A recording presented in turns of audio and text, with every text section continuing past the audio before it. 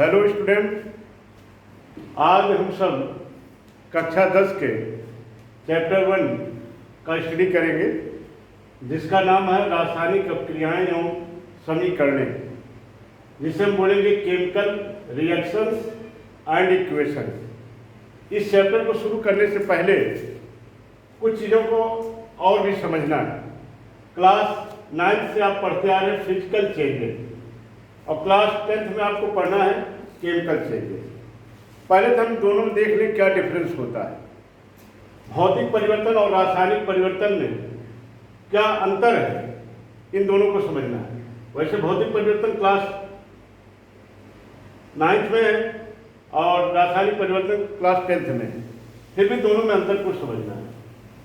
देखिए, भौतिक परिवर्तन को ऐसे आप समझिए, जैसे पानी है, जिसे हम कह रहे हैं जल, ये तीनों अवस्थाओं में पाया जाता है। ये ठोस अवस्था में भी मिलता है और द्रव अवस्था में भी मिलता है, गैस अवस्था में मिलता है। पानी की जो ठोस अवस्था उसे हम कहेंगे बर्फ, और द्रव अवस्था खुद पानी या जल है, और गैस अवस्था इसका भाप या वाष्प है। ये तीनों अवस्थाओं में मिलता है। अगर हम बर्फ को ऊष्मा दें तो बदलेगा पानी में, और पानी को अगर हम गर्म करें उसको ऊष्मा दें बदलेगा भाप में। तो इसमें देखें, बर्फ का पानी में बदलना यानी ठोस का द्रव में बदलना, ये जो प्रोसेस है ये कहलाता है गलन। इंग्लिश में इसको कहते हैं मेल्टिंग। और पानी का बर्फ में बदलना ये कहलाता है हिमीकरण। हिमीकरण ऐसे हम देखें, जल का गैस में बदलना यानी भाप में बदलना, ये कहलाएगा संघनन। संघनन नहीं, इसको कहेंगे क्वथन। क्वथन कहेंगे, बॉइलिंग। और भाप का पानी में बदलना ये कहलाएगा संघनन। ये सब जो प्रोसेस है, गलन, हिमीकरण, क्वथन, संघनन, ये सब फिजिकल प्रोसेस है, फिजिकल चेंजेस। गलन को क्या कहेंगे? मेल्टिंग। क्वथन को बॉइलिंग, हिमीकरण को फ्रीजिंग, इसको कहेंगे कंडेंसेशन। तो मेल्टिंग, बॉइलिंग, और यहाँ तक कि इवापोरेशन भी जो होता है या ऊर्ध्वपातन जो होता है, ये सब जो है फिजिकल चेंजेस है। तो कैसे आप पहचानेंगे फिजिकल चेंजेस है, इसको आप समझिए। जैसे बर्फ का जो केमिकल फार्मूला होता है, इसका भी H2O ही होता है, जल का भी H2O ही होता है, और भाप का भी H2O होता है। इसका अर्थ ये हुआ कि अगर कहीं पर फिजिकल चेंजेस होगा तो उस पदार्थ का जो रासायनिक संगठन है उसमें कोई परिवर्तन नहीं होगा, यानी उसके जो केमिकल फार्मूला है उसमें कोई परिवर्तन नहीं होगा। ना मास में ही कोई परिवर्तन होगा। अगर 10 ग्राम आइस पिघल करके पानी में बदल रही है तो 10 ग्राम पानी बदलेगा, पानी बनेगा। और 10 ग्राम अगर पानी भाप में बदलेगा तो 10 ही ग्राम बदलेगा, 10 ही ग्राम भाप आपको मिलेगा। तो क्या देख रहे हैं, जो इसका केमिकल फार्मूला होगा या केमिकल कंपोजिशन जिसको कहते हैं, रासायनिक संगठन, इसमें भी कोई चेंज नहीं होगा। तो भौतिक परिवर्तन आप बहुत दिनों से पढ़ते आए तो समझने की जरूरत है। गलन, क्वथन, हिमीकरण, संघनन। तो गलन को क्या कहेंगे? मेल्टिंग। क्वथन को बॉइलिंग, हिमीकरण को फ्रीजिंग, संघनन को कंडेंसेशन। ऐसे वाष्पन जो होता है वो भी जो है फिजिकल चेंज है। वाष्पन, वाष्पन और क्वथन अभी सब चैप्टर में पढ़ेंगे। वाष्पन जो होगा प्रत्येक ताप पर होता है, और क्वथन जो होता है एक निश्चित ताप पर होता है। जैसे पानी जो उबलता है 100 डिग्री सेल्सियस उबलता है, तो वही 100 डिग्री सेल्सियस पानी का क्वथनांक होता है। उबलना को ही क्वथन कहा जाता है।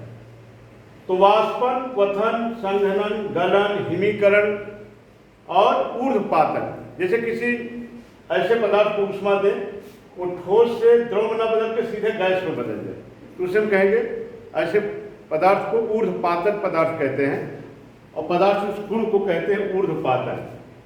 तो समझना क्या, भौतिक परिवर्तन में क्या होगी, पदार्थ की एक चीज आपको समझना है कि भौतिक परिवर्तन में पदार्थ की जो अवस्था होगी वो बदल जाएगी। ठोस से द्रव हो सकता है, द्रव से गैस हो सकता है। पहली बात इसमें अवस्था की चर्चा करें।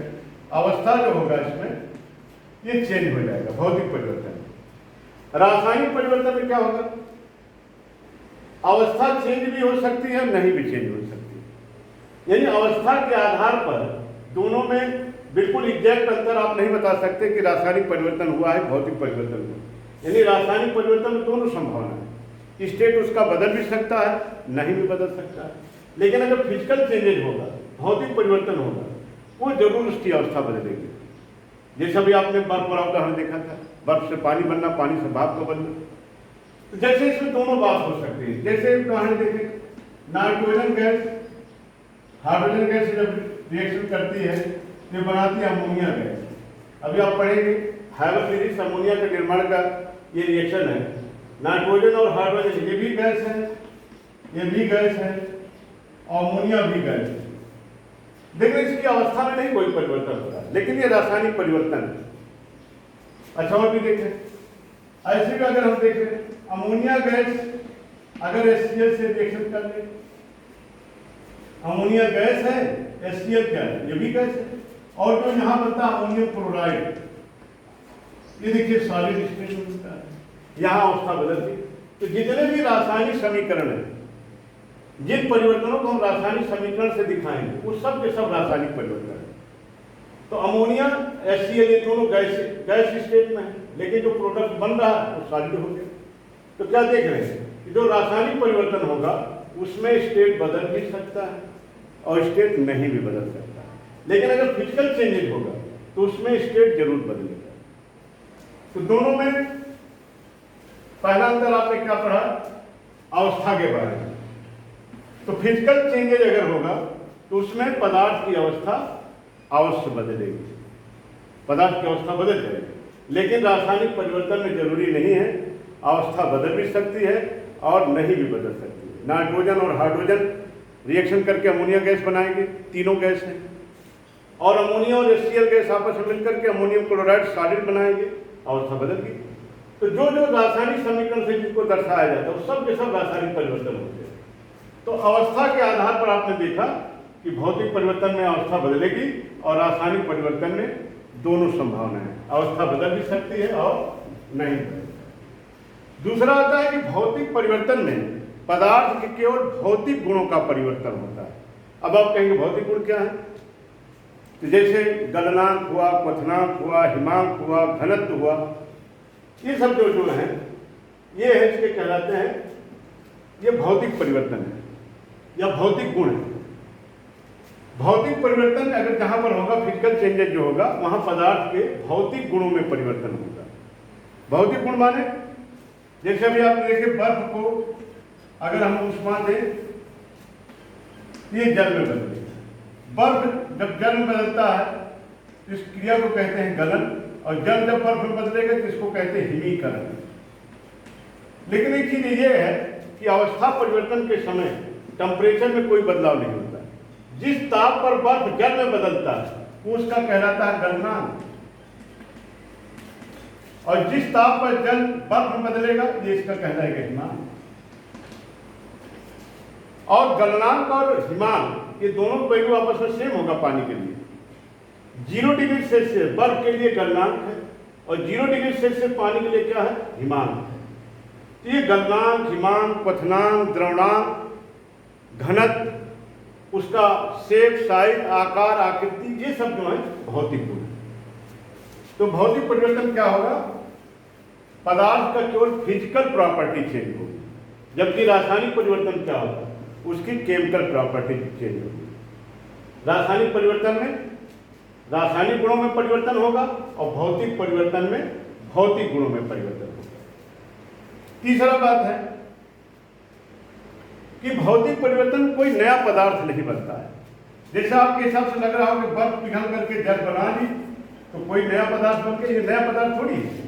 बर्फ का भी केमिकल फार्मूला H2, जल का भी केमिकल फार्मूला H2, ये कोई नया पदार्थ नहीं। यानी भौतिक परिवर्तन कोई नया पदार्थ नहीं बनेगा, यानी जो पदार्थ बनेगा उसका भी वही केमिकल फार्मूला होगा जो मूल पदार्थ का होगा, यानी उसके केमिकल फार्मूला में कोई चेंज नहीं आएगा।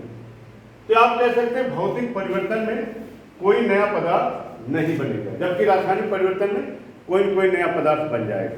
जैसे हम कह रहे हाइड्रोजन गैस ऑक्सीजन गैस से रिएक्ट करे, बना दे H2O। हाइड्रोजन भी गैस है, ऑक्सीजन भी गैस है, और जो नया पदार्थ बन रहा H2O, देखिए इसका केमिकल फार्मूला चेंज हो गया, जबकि बर्फ और पानी का केमिकल फार्मूला H2O ही था। तो रासायनिक परिवर्तन में कोई कोई नया पदार्थ बनेगा, और जो नया पदार्थ बनेगा उसका केमिकल फार्मूला अलग होगा, वो मूल पदार्थ से बिल्कुल अलग फार्मूला होगा, या आप कह सकते हैं उसका रासायनिक संगठन बदल जाएगा, केमिकल कंपोजिशन बदल जाएगा। तो रासायनिक परिवर्तन में और भौतिक परिवर्तन आपको क्या कहना होगा कि भौतिक परिवर्तन कोई नया पदार्थ नहीं बनेगा, और रासायनिक परिवर्तन में कोई नया पदार्थ बनेगा, और जो नया पदार्थ बनेगा उसका जो गुणधर्म होगा मूल पदार्थों के गुणधर्म से बिल्कुल अलग होगा। जैसे हाइड्रोजन जो है गैस है, ये ज्वलनशील है, बहुत ही ज्यादा ज्वलनशील है। ऑक्सीजन क्या है, ये वस्तुओं के जलने में सहायता करती है, और इन दोनों के रिएक्शन से जो H2O बना ये आग को ही बुझा देता है। ये तो खूब जलती है हाइड्रोजन, ऑक्सीजन क्या जलने में सहायता करती है, ये जलाने वाली चीजें हैं, और दोनों मिलकर के जो नया यौगिक बन रहा है, जो नया कंपाउंड बन रहा है, इसका क्या विशेषता है, ये आग को ही बुझा देगा। तो कहने का क्या अर्थ हुआ कि रासायनिक परिवर्तन में जो नया पदार्थ बनेगा उसका गुणधर्म मूल पदार्थों के गुणधर्म से सर्वथा भिन्न होगा।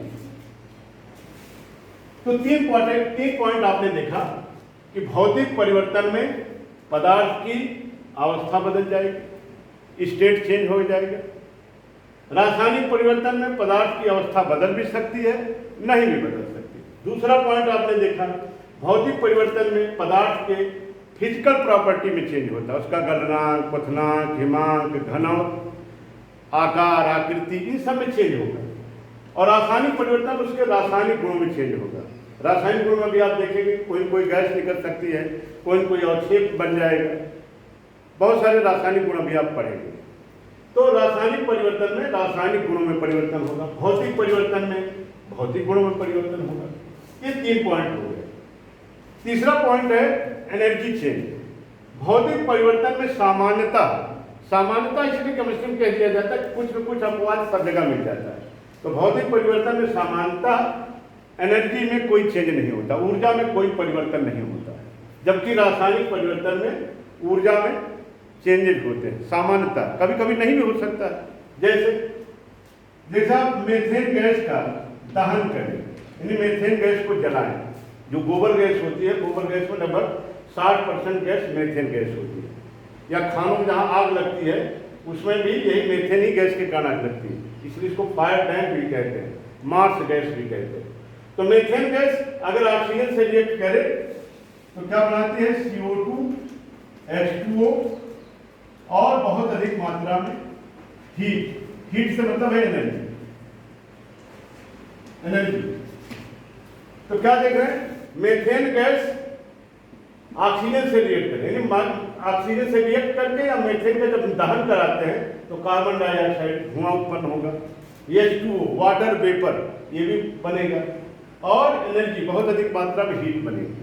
तो क्या आप देख रहे हैं कि रासायनिक परिवर्तन में जहां पर रासायनिक परिवर्तन होगा वहां एनर्जी में परिवर्तन होगा, लेकिन भौतिक परिवर्तन में सामान्यतः ऊर्जा में कोई परिवर्तन नहीं होता, एनर्जी में कोई चेंज नहीं होती।